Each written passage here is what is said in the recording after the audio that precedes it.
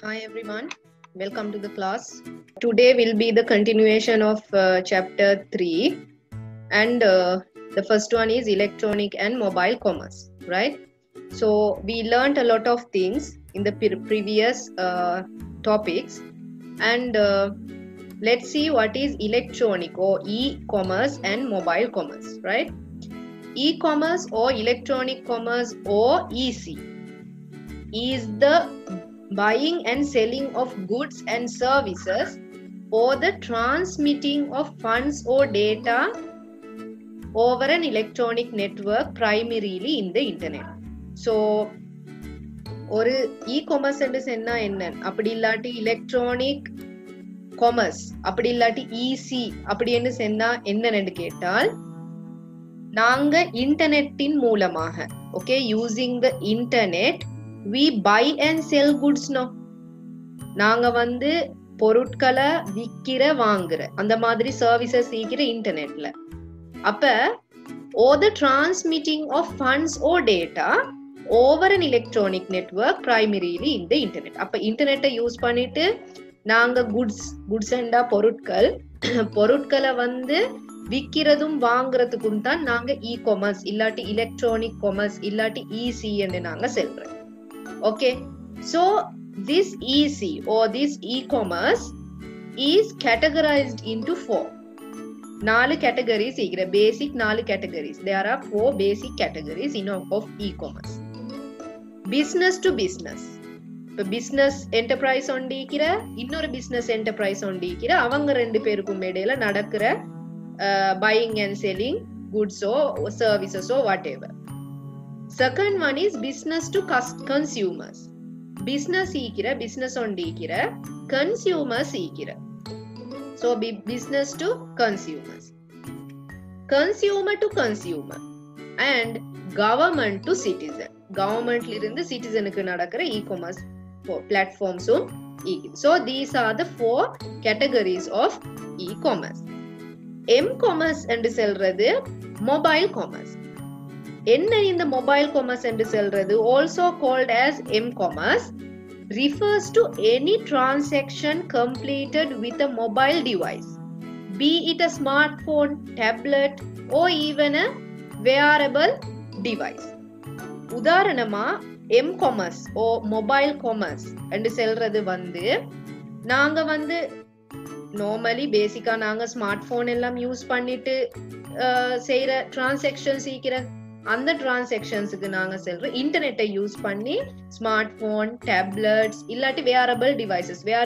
Wearable devices என்று சொல்றது இப்ப ஸ்மார்ட் வாட்சஸ் ஈக்கிற அந்த மாதிரி சில வேரபிள் டிவைசஸ் ஈக்கிற தானே. அப்ப அந்த டிவைசஸை யூஸ் பண்ணிட்டு நாங்க ஏதாவது ஒரு டிரான்சாக்ஷனோட கம்ப்ளீட் பண்ணினேன்னு சொன்னா அதுக்கு நாங்க சொல்ற மொபைல் காமர்ஸ். இப்ப இதெல்லாம் நடந்து கொண்டுதான் நிக்கிறோம். அதுவும் மிச்சம் இந்த கொரோனா சிச்சுவேஷன்ல அது கூடிட்டு எங்கட ஸ்ரீலங்கால ஈக்காத ஒரு ட்ரெண்ட் ஒன்று இப்ப கொண்டு ஈக்கிற ரைட். இப்ப இ காமர்ஸ் நிறைய நடக்குற அதே மாதிரி மொபைல் காமர்ஸும் இப்ப நிறைய இடங்கள்ல நடக்குற. இந்த எம் காமர்ஸ் அப்ளிகேஷன்ஸ் ஈக்கிற இப்போ நீங்க யோசிக்கும் M commerce sorry transaction complete பண்றது. Okay, any transactions completed with a mobile device is m-commerce now. So what are the transactions which are done using this m-commerce? அப்படி என்ன உங்களுக்கு ஒரு டவுட் ஒன்று இருக்கலாம். So these are some applications where we use in m-commerce. For an example, tickets and boarding passes. Nowadays you can book tickets through the internet, isn't it? So that is an m-commerce using the mobile phone. Next one is mobile banking. You no need to go to the bank. You can do transactions via the internet using the mobile banking application. Money transfers, contactless payments and in-app payments. நிறைய விஷயங்கள் pay பண்றது we can do it through the internet using the mobile phone. Digital content purchases and location-based services, mobile marketing, including coupons and loyalty cards. So these are some of the m-commerce applications. There are a lot of m-commerce applications. Okay, if you are buying goods using the mobile phone, it is m-commerce application. For an example, you use Daraz. So there is an m-commerce application in Daraz. You use the Daraz and you order the things you want. That is an m-commerce using the mobile phone. They are selling goods. That is a e-commerce. They are selling, we are buying, we are doing e-commerce through the m-commerce. Now understood? There are differences of e-commerce and m-commerce. It seems like similar, but there are differences. Mobility or mobility mean you can, wherever you go, you can do m-commerce. E-commerce, no need a place, nothing is there. Reachability, it reaches you easily, you can reach them. உங்களுக்கு வந்து அவங்களோட தொடர்பு கொள்றது ஈஸியா ஆகிற இந்த m-commerce e-commerce use பண்ணி. Convenience transactions, there are convenience transactions. Location tracking and also the security, it is secured. So the differences of e-commerce and m-commerce is mobility, reachability, you can reach, you can do it anywhere you go. Convenience transaction, the transactions convenient. Location tracking, you can track the location. And security. Now the functional systems and enterprise systems. What are the functional systems and the enterprise systems? So functional information systems. Functional information system is based on the various business functions such as production, marketing, finance and personnel, etc. So what is functional information system? Functional information system endu selradhu vandu, it is based on the various business functions. You know, in a business there are a lot of functions, there are various functions. Okay, for an example, like production, marketing, finance, personnel and etc. A lot of functions are there. These departments, now production department, marketing department, finance department, you know these things, right? I told you in the previous lessons that there are a lot of functions in a system, in a enterprise, in a company, right? So these departments, in the departments or functions are known as functional areas of businesses. Or business on the eduthukondandu senna, these functions are called as functional areas of business. Each functional area requires applications to perform all information processing related to the function. இப்ப இந்த ஒவ்வொரு department இருக்கிற HR department, sales department, marketing department, production department, finance department and accounting department, அந்த மாதிரி நிறைய departments இருக்கிற. Okay, இப்ப இந்த ஒவ்வொரு டிபார்ட்மெண்ட்ஸும் to function each department, it requires an application. Separated departments, no, in IT department they are doing a work, in sales department the work is different from the IT department, in finance department it is different from the HR department. So each department should have its own application. அவங்களோட application உண்டு, அவங்களுக்கு ஈக்கணும். இப்போ ID டிபார்ட்மெண்ட்ல செய்யற வேலைகளை அவங்களுக்கு ஒரு application இருந்தா செய்யலாம். அதே அப்ளிகேஷன்ல அக்கவுண்டிங் டிபார்ட்மெண்ட் யூஸ் பண்ணலாமா? கஷ்டம். Can't, no? Isn't understood, no? So all the information processing related to the function, they should have a application. So let's see. For this there is a common application. ஒரு காமனான application உண்டு. இந்த எல்லா டிபார்ட்மெண்ட்டுக்கும் set ஆகிற application இருக்கிற ஒரு application உண்டு. இது ஒரு சும்மா ஒரு கெஜெட் உண்டு மாதிரி. ஓகே, பேக்கேஜ் உண்டு மாதிரி. That is Enterprise Resource Planning Information System, ERP ன்னு நாங்க சொல்றோம். Maybe sometimes you have learnt about ERP. Sometimes நீங்க ERP பத்தி படிச்சிப்பீங்க. Sometimes வந்து நீங்க உங்களுக்கு ERP தெரியவா இருக்கும். விளங்கினா? Right.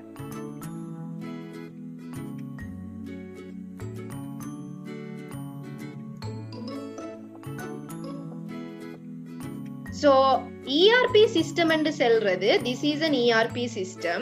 In ERP system CRM and sales வந்து function ஆகலாம், distribution function ஆகலாம், time and projects function ஆகலாம், dashboards function ஆகலாம். Finance, we can function it using this ERP. Manufacturing, it can function. Purchasing, also it can function. So these are the functional areas of a enterprise. So or enterprise ondikira or a company ondikira, they are using a simple application like ERP to do all the departmental work. Okay. Enterprise resource planning. Enterprise resource planning endu selradhu enna ipa ungalku I told you in brief what is an enterprise resource planning. So actually what is an enterprise resource planning? I didn't understand it yet. Enakku innum adu velangalla appadiyenda. ERP refers to a type of software that organizations use to manage day-to-day business activities such as accounting, procurement, project management, risk management, and compliance and supply chain operations. Enterprise resource planning ERP and selradhu vandu or software undu. It is a software, it is an application.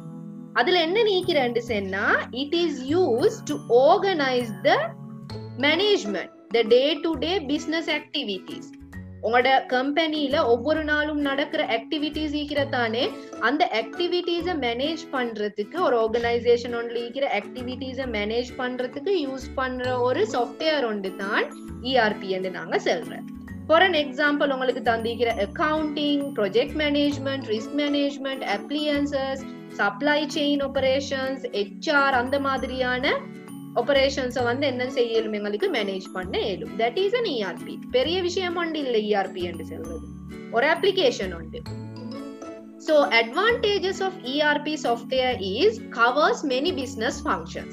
உங்களோட பிசினஸ்ல இருக்கிற departments இருக்கிறதானே, உங்களோட பிசினஸ்ல இருக்கிற functions இருக்கிறதானே, அப்ப எல்லா ஃபங்க்ஷன்ஸையும் மாதிரி cover பண்ற. Second one, storage workflow capability.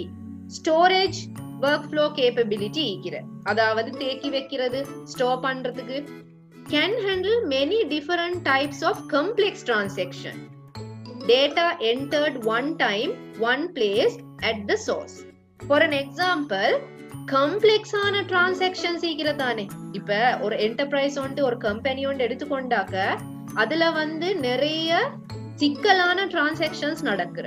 Transaction என்றாலே சிக்கல் தான், அப்படித்தானே? உங்களுக்கு கொமர்ஸ்ல விளங்குற டிரான்சாக்ஷன் என்றாலே சிக்கலான டிரான்சாக்ஷன்ஸ் தான் நடக்குற, காம்ப்ளெக்ஸான டிரான்சாக்ஷன்ஸ் தான் நடக்குற.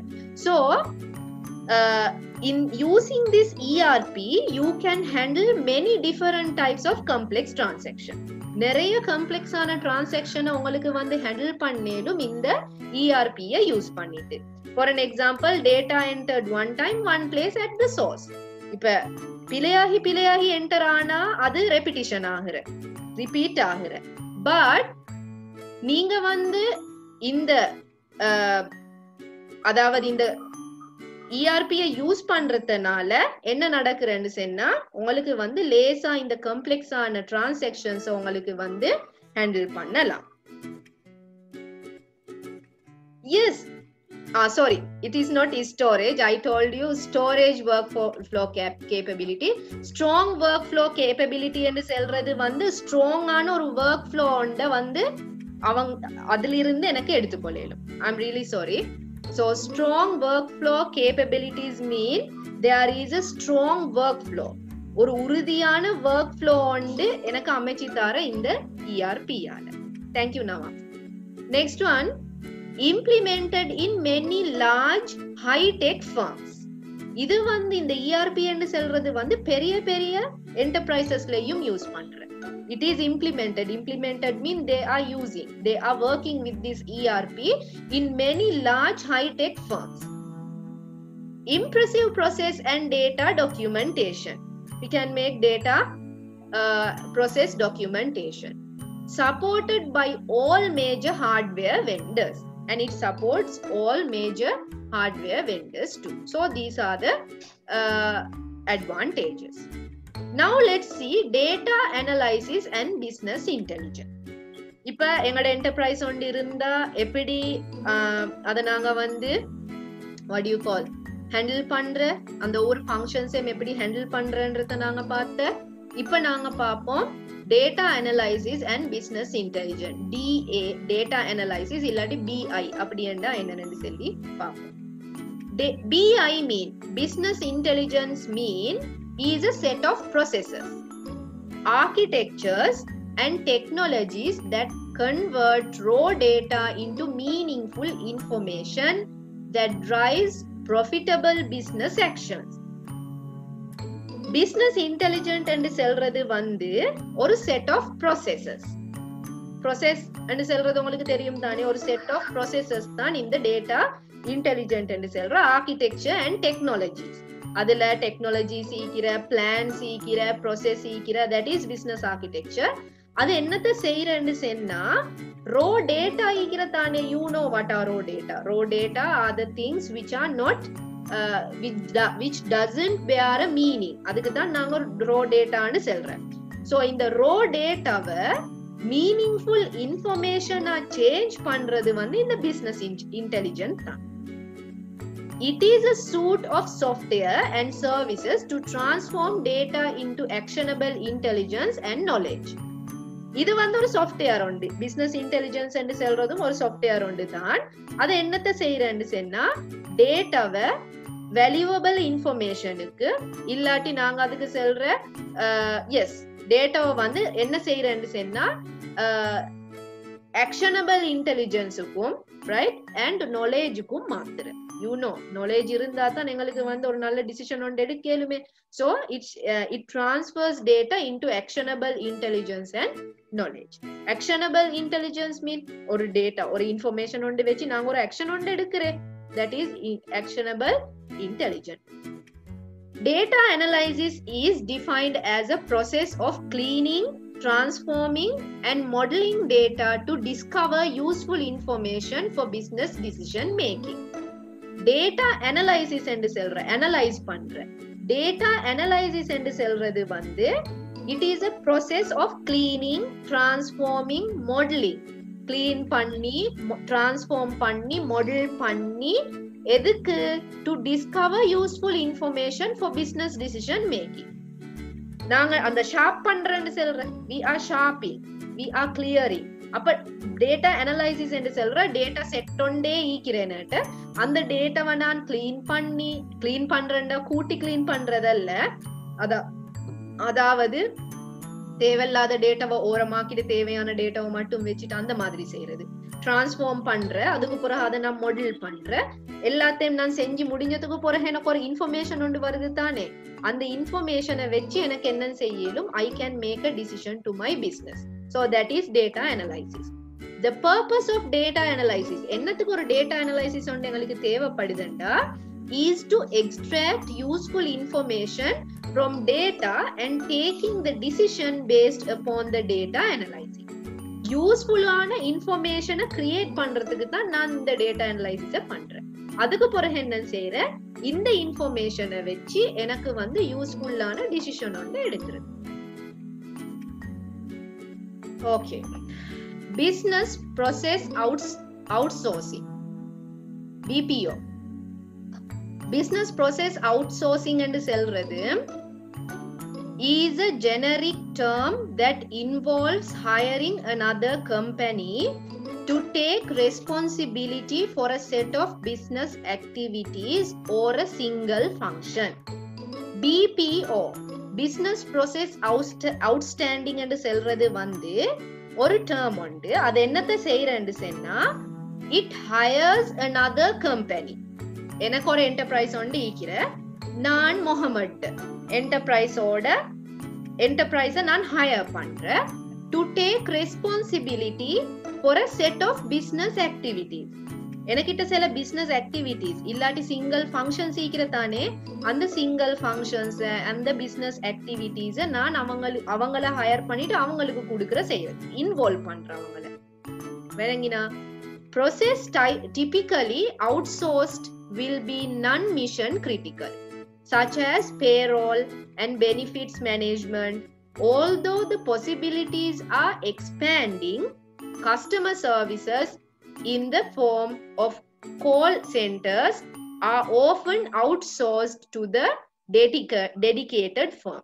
இப்ப நீங்க வந்து வேற கம்பெனி ஒன்று நாங்க ஹையர் பண்ணி அவங்களுக்கு எங்கட பிசினஸ் ஆக்டிவிட்டிஸ் இல்லாட்டி சிங்கிள் ஃபங்க்ஷன்ஸ பாரம் கொடுக்குறேன்னு சொல்றது வந்து யோசிக்க வேண்டிய ஒரு விஷயம் உண்டு, அப்படித்தானே? ஏண்டா we can't hire other companies to give them all the responsibilities in our enterprise. எங்கட என்டர்பிரைஸுக்கு சொல்லி சில ரூல்ஸ் அண்ட் ரெகுலேஷன்ஸ் ஈக்கிற, அது வெளியே போகப்படாத சில விஷயங்கள் ஈக்கிற, விளங்கினா? அப்ப வேறொரு கம்பெனி ஒண்ணு நான் ஹையர் பண்ற டைமுக்கு அந்த கம்பெனியில சில விஷயங்களை மட்டும்தான் நான் கொடுக்குறேன். ஃபார் அன் எக்ஸாம்பிள் சொல்றேன்னு சொன்னா, அவுட் சோர்ஸ்ட் வில் பி நான் மிஷன் கிரிட்டிக்கல். அதாவது சில விஷயங்கள் ஈக்கிற அது அவுட் சோர்ஸ் பண்ணப்படாது, நான் அதை வந்து அவங்களுக்கு கொடுக்கப்படாது. For an example payroll and benefits management. Payroll என்று சொல்றது என்ன? ஒவ்வொருத்தருட சேலரி வாரது, அதை நான் வேறொரு கம்பெனி ஒன்று ஹையர் பண்ணி அதை பாரம் கொடுக்குற அவங்களோட ரெஸ்பான்சிபிலிட்டி, நீங்க இதை செய்யணும்னு சொல்லினோம். அந்த மாதிரியான விஷயங்களை நான் கொடுக்கறதில்ல. But customer services in the form of call centers are often outsourced. இந்த மாதிரி கஸ்டமர் சர்வீசஸ், இப்ப எங்கட கஸ்டமர்ஸ் வார அவங்களோட அந்த கஸ்டமர் சர்வீஸ் இது இல்லாட்டி கால் சென்டர்ஸ், தெரியுமே கால் சென்டர்ஸ், அதாவது இப்ப யாரு சரிக்கு என்ன சரி கால் பண்ணி ஆர்டர்ஸ் வைக்கணும்னு சொன்னா அவங்க கால் பண்ற, அப்ப கஸ்டமர் சர்வீஸ் கால் சென்டர்ஸ் ஈக்கணும். இந்த மாதிரியான விஷயங்கள் எங்களுக்கு வந்து அவுட் சோர்ஸ்டா கொடுக்கலாம். வேற அதாவது வேறொரு கம்பெனியோட ஹையர் பண்ணிட்டு இந்த மாதிரியான ரெஸ்பான்சிபிலிட்டிஸ் எங்களுக்கு கொடுக்கலாம். சோ நீங்க ரெஸ்பான்சிபிலிட்டிஸ் கொடுக்குறேன்னு சொல்லி உங்களோட பிசினஸ்ல இருக்கிற ஆக்டிவிட்டிஸ் சிங்கிள் ஃபங்க்ஷன்ஸ் எல்லாத்தையும் அவங்களுக்கு கொடுக்கறல. You should think what are the activities, what are the functions you can give for the hired company. Now understood? PBO வந்து type சீக்கிர, PBO not PBO, sorry, BPO. There are mistakes here in the PDF. Okay, please correct it. BPO, business process outstanding la வந்து சில types இருக்குது. Onshore outsourcing, nearshore outsourcing, offshore outsourcing. அது என்ன? onshore outsourcing, nearshore outsourcing, offshore outsourcing என்று சொல்றது. onshore outsourcing என்று சொல்றது when an organization hires a service provider that is located in the same country. It is also called domestic outsourcing. இப்ப BPO ன்னு சொல்றது வந்து வேற company, you are hiring another company to take responsibility for a set of business activities or single function. No, understood ne? இந்த BPO உங்களுக்கு இப்படி செய்யலாம். ஒரு kind ஒண்டிக்கிறேன். You have an organization, right? Your enterprise. நீங்க என்ன செய்யற? When an organization hires a service provider, அவங்க service provide பண்றவங்க தானே. Hiring another company means they are providing services for our company. எங்கட கம்பெனிக்கு அவங்க services தான் பண்ற. அந்த ப்ரொவைட் பண்ற, அதாவது சர்வீஸ் ப்ரொவைட் பண்ற அந்த ஆர்கனைசேஷன் ஒரே லொகேஷன்ல ஈக்கிறேன்னு சொன்னா, ஒரே கண்ட்ரியில லொகேட் ஆகி ஈக்கிறேன்னா, உங்களோட என்டர்பிரைஸ் ஸ்ரீலங்கால ஈக்குதா, தென் அதே ஸ்ரீலங்கால ஈக்கிற ஒரு என்டர்பிரைஸ் உண்டு, ஒரு கம்பெனி உண்டு, நீங்க வந்து ஹையர் பண்ற ரெஸ்பான்சிபிலிட்டிஸ கொடுக்கறது, இல்லாட்டி சர்வீசஸ் எடுக்கிறதுக்கு அதே கண்ட்ரியில நீங்க ஒரு ஆர்கனைசேஷன் உண்டு ஹையர் பண்ற. இதுக்கு நாங்க ஒன்ஷோ அவுட்சோர்சிங் என்றும் செல்ற, இல்லாட்டி டொமெஸ்டிக் அவுட்சோர்சிங் என்றும் செல்ற. கஷ்டம் ஒன்றும் இல்லை, விளங்கினதானே? ரெண்டாவது நியர்ஷோ outsourcing. Nearshore outsourcing is when an organization hires a service provider in a neighboring country. Clear no? Neighboring country onde ikira organization onde hire pandra service provide pandra. That is nearshore outsourcing. Offshore outsourcing mean when an organization hires a service provider in a different country. It is also called offshoring endum selrana. So onshore mean same country hiring the service provider. Nearshore mean hiring a service provider in a neighboring country, and offshore outsourcing mean hiring a service provider in a different country.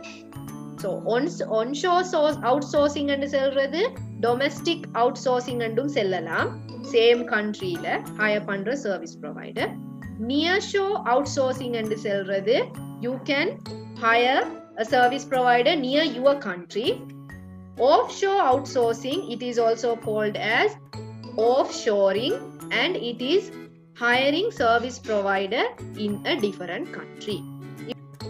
Next one, services done by BPO. Services done by BPO. BPO வால செய்யற services என்ன? ஒன்று வந்து information technology enabled services. Information technology services வந்து கொடுக்கிற. Knowledge process outsourcing கொடுக்கிற. Legal process outsourcing கொடுக்கிற. Research process outsourcing கொடுக்கிற. Travel and logistics கொடுக்கிற. இது வந்து உங்களுக்கு நல்லா விளங்குற லேசான விஷயங்கள் தான்.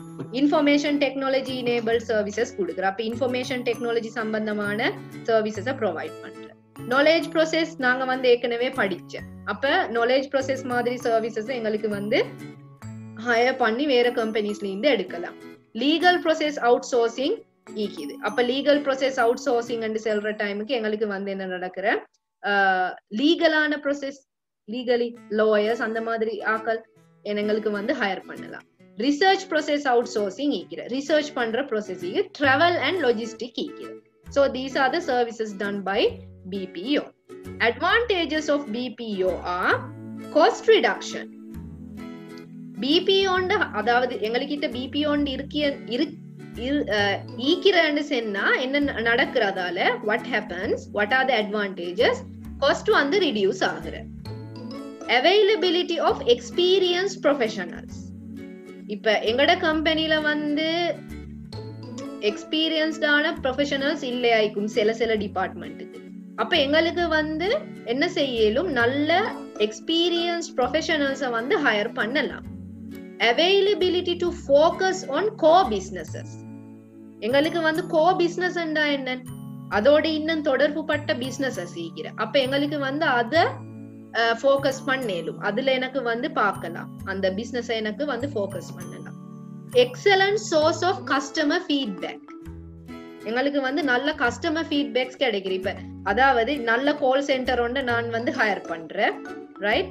அப்ப இப்ப நீங்க யோசிச்சு பாருங்க, நான் என்டர்பிரைஸ்லயே ஒரு கால் சென்டர் ஒன்று திறக்கிறத விட ஹையர் பண்றதுல எனக்கு காஸ்ட் ரிடக்ஷன் ஒன்று நடக்கிறா இல்லையா? நடக்கு.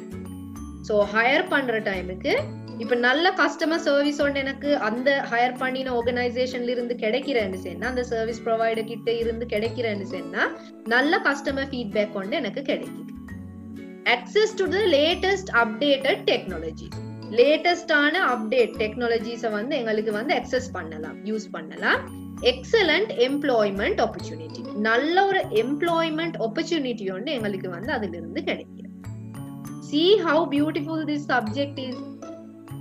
Now I think it is interesting. இப்ப நான் உங்களுக்கு சொன்னதானே அன்றைக்கு எப்படியும் படிக்கணும் என்று சொல்லி, think that you have an enterprise.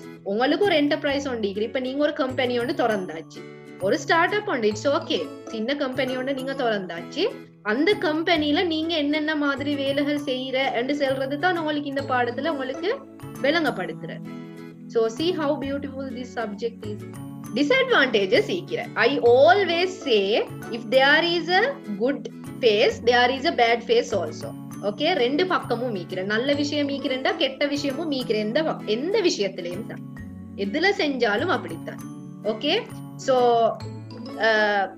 as there are advantages, there are a lot of advantages guys, okay, but there are some of the disadvantages also. அப்ப அந்த disadvantages என்னன்னு பாப்போமே நாங்க. we'll see what are the disadvantages of BPO. security risk. BPO ஒண்ட நாங்க இப்ப higher பண்றது தானே வேற company. அப்ப செக்யூரிட்டி ரிஸ்க் கொண்டு ஈக்கலாம் வரலாம், ரைட்? ஒரு விஷயம் என்டர்பிரைஸ் லீக்கிற ஒரு சீக்ரெட்டான விஷயம் ஒன்று லீக் ஆனன்னு சொன்னா அந்த செக்யூரிட்டி இஷ்யூ ஒன்று நடக்கிற. requires time to plan. அப்ப வேற என்டர்பிரைஸ் ஒன்று தானே, வேற ஆர்கனைசேஷன் ஒன்று தானே நான் ஹையர் பண்றேன். அப்ப என்ன நடக்குறேன்னு சொன்னா கொஞ்சம் டைம் எடுக்கும் பிளான் பண்றதுக்கு. இந்த வேலை எப்படி நடக்கணும் சொல்ற பிளான் செய்யணும் சொன்னா கொஞ்சம் டைம் வந்து எடுக்கும். Adjustment period for employees. Employees higher பண்ற டைமுக்கு அட்ஜஸ்ட்மெண்ட் பண்ணணும். அடுத்தது ஹிடன் காஸ்ட். அதுல நான் சொன்ன காஸ்ட் ரிடக்ஷன் என்று சொல்லி காஸ்ட் ரிடக்ஷன். இதுல வந்து ஹிடன் காஸ்ட் நான் சொல்றேன். எனக்கு தெரியாம சில நேரம் ஹிடன் காஸ்ட் நடக்கலாம். எனக்கு தெரியாம மீன் நான் தான் பே பண்றேன், பட் இந்த சின்ன சின்ன சின்ன சின்ன காஸ்ட் சீக்கிறேன். அப்படி அந்த சின்ன சின்ன சின்ன காஸ்ட் எடுத்து பார்த்தேன்னு சொன்னா கடைசியில அது பிக் காஸ்ட் ஒண்டா மாறுறேன். சோ ஹிடன் காஸ்ட் சீக்கிறேன். விளங்கினா? இப்ப நான் ஃபார் அன் எக்ஸாம்பிள் நான் சொல்றேனே, நீங்க வந்து ஒரு ஃப்ரிட்ஜ் ஒன்று வாங்குறேன்னு வைங்களே, அதுக்கு வாரண்டி எல்லாம் கொடுக்குறேன்னு அவங்க சொல்றேன். ஆனா ஒரு மாசம் ஆகல்ல வாங்கி செல்லுமே நாங்க என்ன சரி ஹேண்டிலுக்கு நடந்தான்னு சொல்லி, அப்ப ஹேண்டில் உடைஞ்ச அதை கொஞ்சம் வந்து செஞ்சுட்டு போங்கன்னு சொன்னா அவங்க வருவாங்க. இப்ப ஃபெஸ்ட்க்கு செல்ற ஃப்ரீ சர்வீஸ் சொல்லி வந்துட்டு என்ன செய்யற, டிராவல் பண்ணி வந்ததுக்கு ஒரு காஸ்ட் உண்டு, ஹேண்ட்ல கொண்டதுக்கு ஒரு காஸ்ட் உண்டு. அந்த மாதிரி அவங்க எங்களுக்கு தெரியாம சின்ன சின்ன காஸ்ட வந்து அவங்க எடுக்கிற. இதெல்லாம் வந்து ஹிடன் காஸ்ட் தான். சோ ஹிடன் காஸ்ட் வந்து இருக்கலாம் இந்த விஷயத்துல. So these are some of the disadvantage, right? So security risk வராமைக்கும் நீங்க கொஞ்சம் நல்லா உங்களோட கம்பெனில வந்து ஒரு, அதாவது உங்களோட ரெப்யூட்டேஷன், உங்களோட கம்பெனி ரெப்யூட்டேஷனை வந்து நீங்க வச்சு கொண்டுட்டு வெளியில இன்ஃபர்மேஷனை கொடுக்காம அந்த மாதிரி வச்சு கொள்ளையிலும் என்று சொன்னா செக்யூரிட்டி ரிஸ்க்ல இருந்து உங்களுக்கு பாதுகாப்பாக இருக்கலாம், ரைட்? சோ டிஸ்அட்வான்டேஜஸ் வருது தான், ஆனா நாங்க தெரிஞ்சுக்கொள்ளணும் டிஸ்அட்வான்டேஜஸ்ல இருந்து எப்படி நாங்க எங்களைய பாதுகாத்துக் கொள்றது, right? Okay. Next one, information system auditing. Auditing and சொல்றதுன்னா நீங்க கேள்விப்பட்டிருப்பீங்க உங்களோட காமர்ஸ் சப்ஜெக்ட்ல.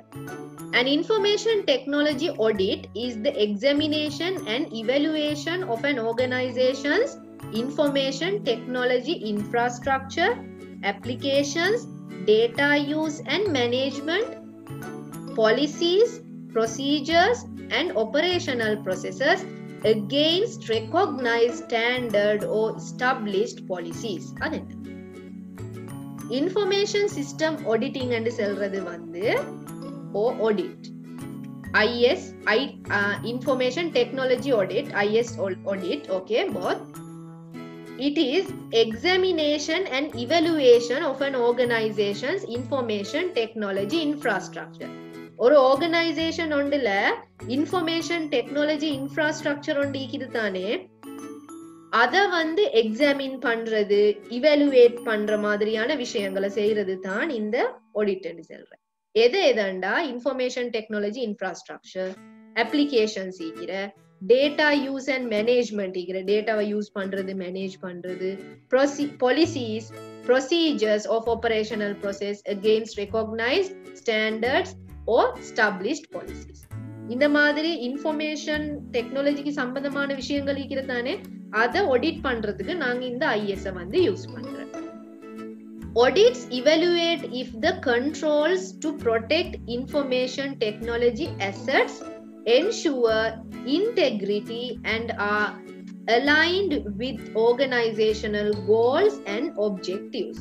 ஒரு ஆர்கனைசேஷன் ஒன்றுக்கு கோல் சீக்கிர, அப்படித்தானே ஒரு நோக்கம் ஒண்டிக்கிற ஒரு ஆர்கனைசேஷன் ஒன்று நீங்க செய்யறா, சும்மா செஞ்சு கொண்டு போறில்ல. யாருமே வந்து ஈக்கிறவங்க இல்லாம இல்ல, பட் நீங்க ஒரு ஆர்கனைசேஷன் ஒன்று திறக்க கொள்ள, ஒரு என்டர்பிரைஸ் ஒன்று நீங்க ஓபன் பண்ற டைமுக்கு உங்களுக்கு வந்து ஒரு கோல் ஒண்டி இருக்கணும், சரியா? ஒன்று ஓகே, அதாவது ஏர்ன் பண்றது ஒரு கோல் ஒன்று தான், பட் ஸ்டில் உங்களோட ஆர்கனைசேஷனை நீங்க ஃபர்ஸ்ட், அதாவது ஆல் ஐலண்ட் ஃபர்ஸ்ட் ரேங்க்கு எடுத்துன்னு வரது, இன்டர்நேஷனலி நேஷனலி நல்ல ரேங்க் கொண்டு வரதுக்கு, நல்ல ஒரு இடத்துக்கு உங்களோட ஆர்கனைசேஷனை கொண்டு வரணும், அப்படி இப்படின்னு சொல்லி கோல்ஸ் ஆப்ஜெக்டிவ்ஸ் ஈக்கணும். சிலவங்க ஈக்கிற பாருங்க, அந்த கடை அப்படியே தான் நீக்கிற, கொஞ்சமாலும் எக்ஸ்பேண்ட் ஆகுறதில்ல. அப்படி இல்ல, நீங்க ஒரு ஷாப் ஒன்று திறந்தாலும் நீங்க எப்படி சரி யோசிக்கணும், உங்களோட ஷாப்பை எப்படி நீங்க எக்ஸ்பேண்ட் பண்ணி பெரிய ஷாப் ஆக்குறேன்னு சொல்லி. எந்த நாளும் அதே சின்ன ஷாப்பா வச்சு கொண்டீங்க பார்க்கவான, விளங்கினா? Audits evaluate if the controls to protect information technology assets, ensure integrity and are aligned with organizational goals and objectives. இப்ப இந்த audit ன்னு சொல்றது என்னன்னு சொன்னா evaluate பண்றது, analyze பண்ற மாதிரி. எங்கட enterprise-ட protection, information-அ வந்து protect பண்றது, எங்கட ஆர்கனைசேஷனுக்கு சொல்லி ஒரு பேர் ஒண்டிக்கிற, ஒரு கோல் ஒண்டிக்கிற, ஆப்ஜெக்ட் ஒண்டிக்கிற, அதெல்லாம் ஒழுங்கா நடக்குறா அப்படி என்று சொல்லி செல்றத வந்து அலைன் பண்றது. அதாவது நாங்க செல்ற சமநிலைப்படுத்தி கொண்டு போறேன்னு சொல்லி அண்ணா அது அந்த வேலை தான் இந்த இன்ஃபர்மேஷன் சிஸ்டம் ஆடிட் நாங்க சொல்றோம். Next one, investment appraisal for selecting IT infrastructure and information system. தெரிவு செய்யறதுக்கு காரணம் இல்லாட்டி இன்வெஸ்ட்மெண்ட்டை மதிப்பிடுறதுக்கு நாங்க என்னத்துக்கு இந்த ஐடி இன்ஃப்ராஸ்ட்ரக்சரையும் இன்ஃபர்மேஷன் சிஸ்டமையும் நாங்க செலக்ட் பண்ற காரணம் என்ன, எதுக்கு? இன்வெஸ்ட்மெண்ட் அப்ரைசலுக்கு. ஓகே, யூசபிலிட்டி ஒன்று வந்து எங்களுக்கு யூஸ் பண்ணலாம், ஈஸி தானே, யூஸ் பண்ணலாம். ஐடி இன்ஃப்ராஸ்ட்ரக்சர் இன்ஃபர்மேஷன் சிஸ்டம்ன்றதை எங்களுக்கு யூஸ் பண்ணலாம். ஸோ இன்வெஸ்ட்மெண்ட்டை மதிப்பிடுறதுக்கு we can use it, usability. Yes, maintain பண்ற. எஸ், விஷுவலைசேஷன் அண்ட் ரிப்போர்ட்டிங் எங்களுக்கு வந்து மானிட்டர் பண்ணலாம், ரிப்போர்ட்ஸ் எடுக்கலாம், அந்த மாதிரியான விஷயங்களை செய்யலாம் இந்த IT infrastructure information system select பண்ணினா.